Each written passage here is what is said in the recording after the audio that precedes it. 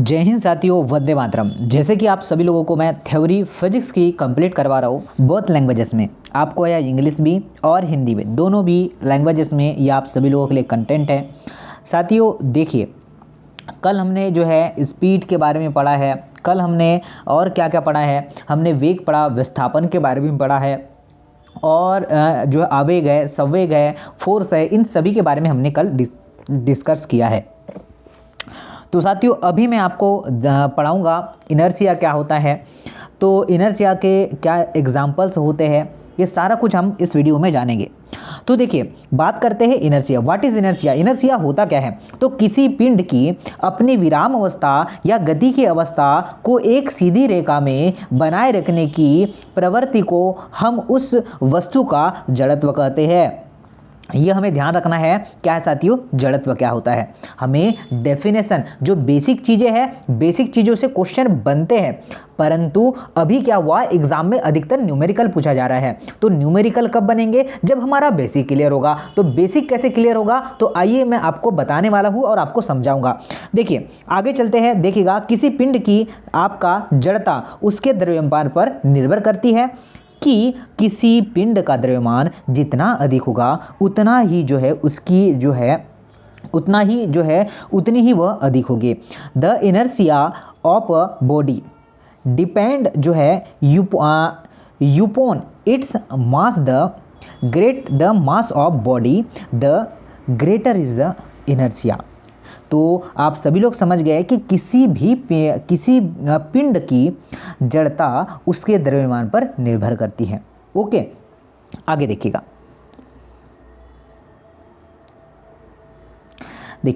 Both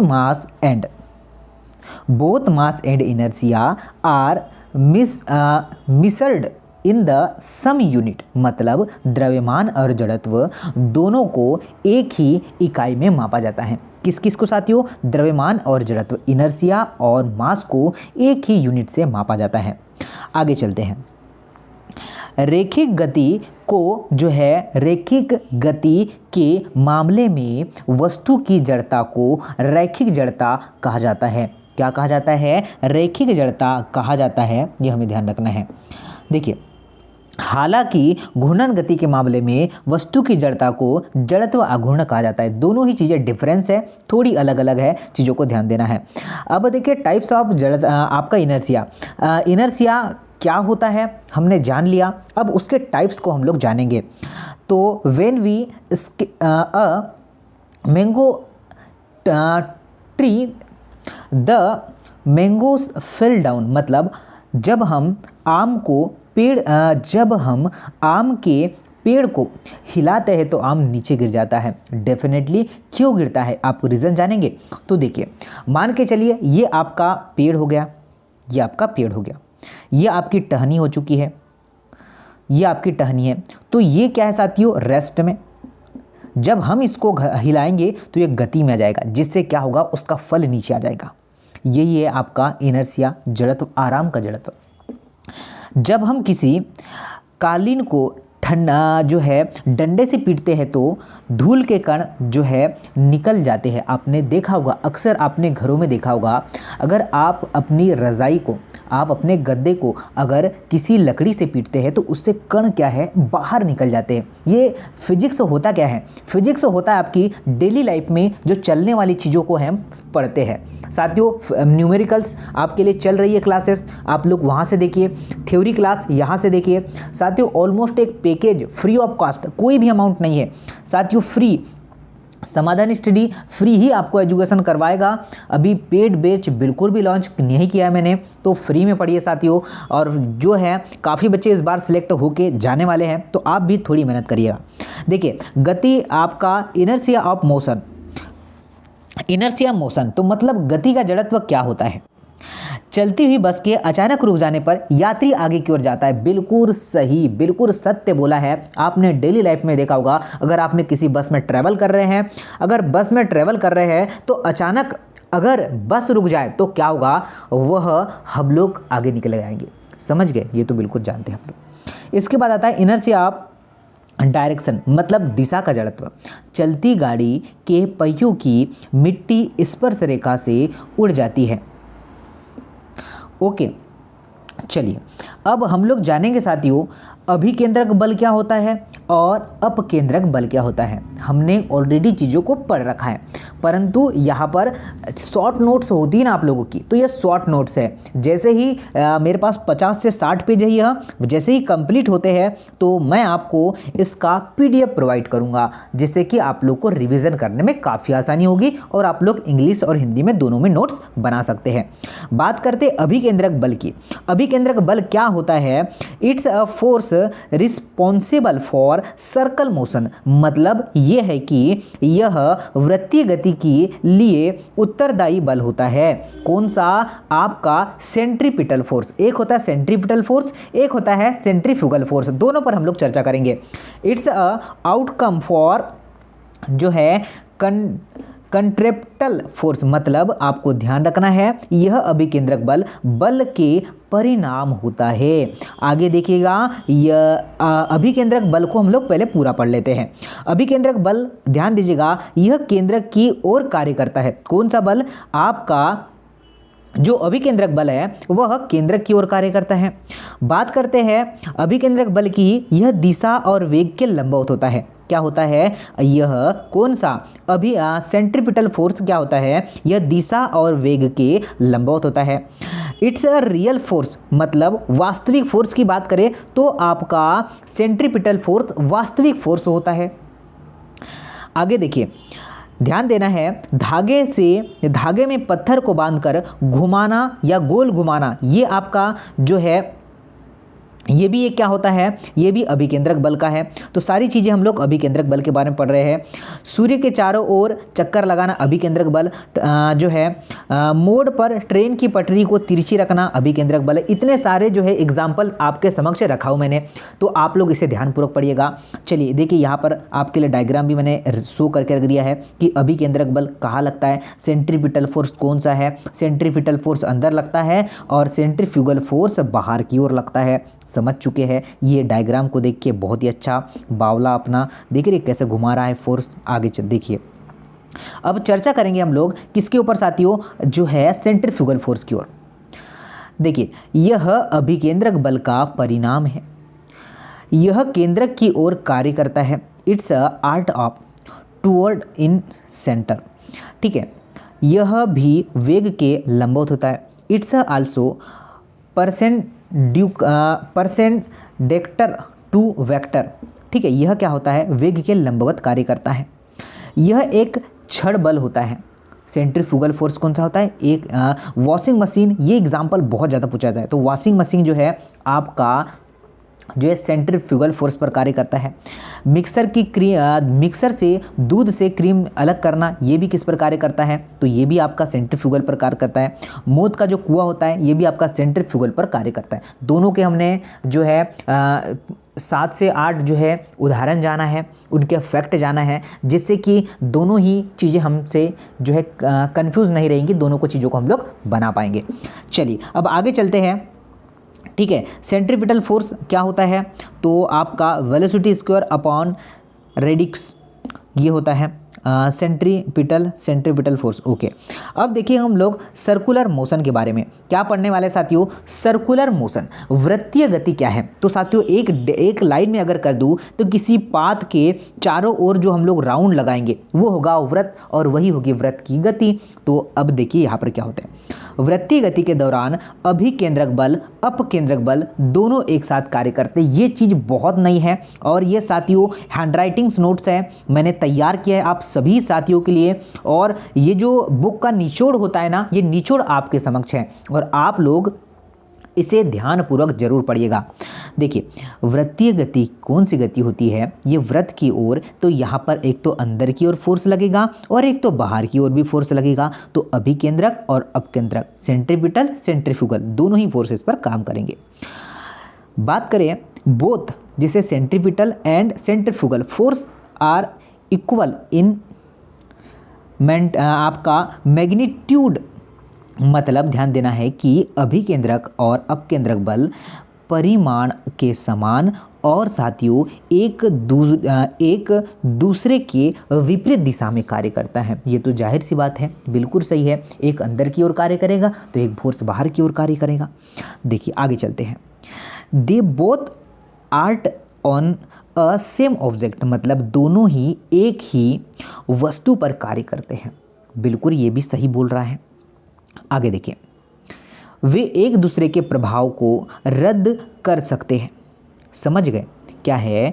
they can cancel the effect of each और other, मतलब ये इसका मतलब है कि ये जो है दोनों ही यह जो है दूसरे के प्रभाव को रद्द कर सकते हैं। आगे देखिएगा, इन्हें जो है क्रिया प्रतिक्रिया जोड़ी के रूप में नहीं माना जाता है। क्या आ जाता है? इन्हें क्रिया प्रतिक्रिया जोड़ी के रूप में नहीं माना जाता है। ये हमें ध्यान रखना है।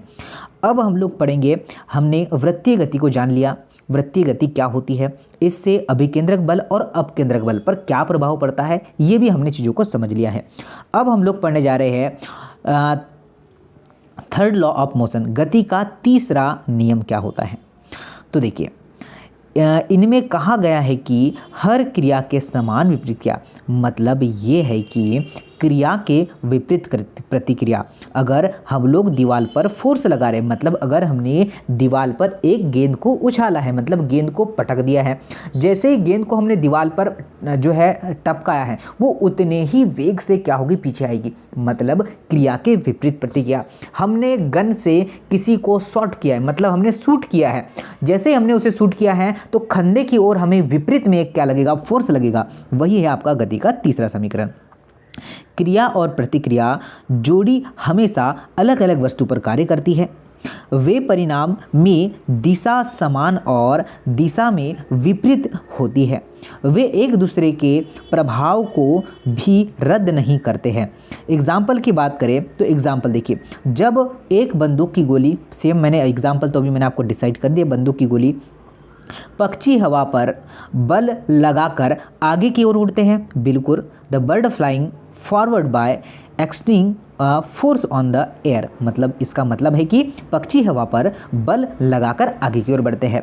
बिल्कुल सही है। जब एक छोटी कार एक बड़े ट्रक से टकराती है, जो अधिक बल जो है कौन सी पर लगेगा।